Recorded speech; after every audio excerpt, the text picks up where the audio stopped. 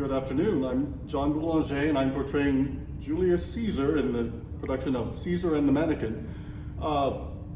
It's been interesting working with the Alliance for New Music Theater over a number of years because it allows you to be at the very beginning of the creative process in a way that if you're singing, a Schubert song cycle or a Verdi opera or a Mozart comedy, you start with a finished product from the creators, and they give you a lot of guideposts and signs along the way about what they want, but you don't have the ability to ask the composer, what did you mean by this crescendo here, or how much of a staccato do you want on that, or to ask a librettist or someone who writes the lyrics, is there a subtext behind this? Am I taking this at face value?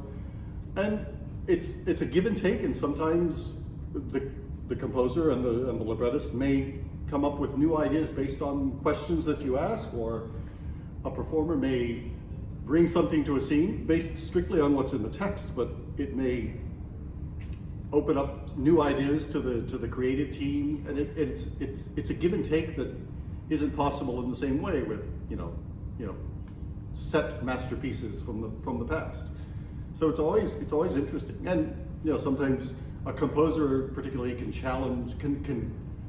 tailor a vocal line to a particular singer's strengths, hopefully. And in the same way, if a librettist or a playwright is thinking of a character with a particular performer in mind, they may mold certain aspects of that character to that actor, that singer's particular strengths, which is really, really enjoyable.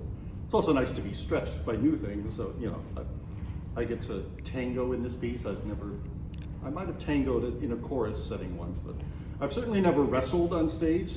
And I've done sword fights, but not quite like this one. So it's an enjoyable creative process, and it's a lot of give and take. And very often, especially with new works, you may premiere something that a composer has written. It's pretty rare that you get to do a new piece again. Jake Heggie's Moby Dick has had a lot of revivals.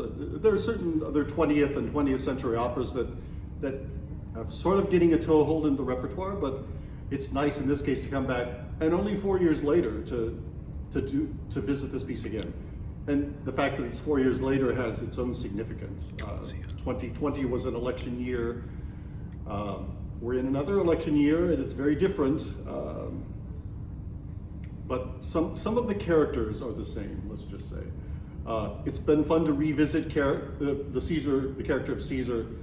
There's so much written about him, but more importantly, or more interestingly to me, as the actor portraying him, Caesar himself wrote so much, volumes and volumes of his, what he calls commentaries on the Gallic Wars. Gaul is divided into three parts. We study it in Latin if we studied Latin, but also the Civil War, and a lot of it, sure, it may be propaganda, but even though we take some of it with a grain of salt, the man actually wrote that stuff out. So he was able to put coherent sentences together and get that distributed to the people back home in Rome, because people don't realize how many years he spent outside of Rome. Most of his power and wealth was built when he was not in Rome. And we know how that ended on the Ides of March. So.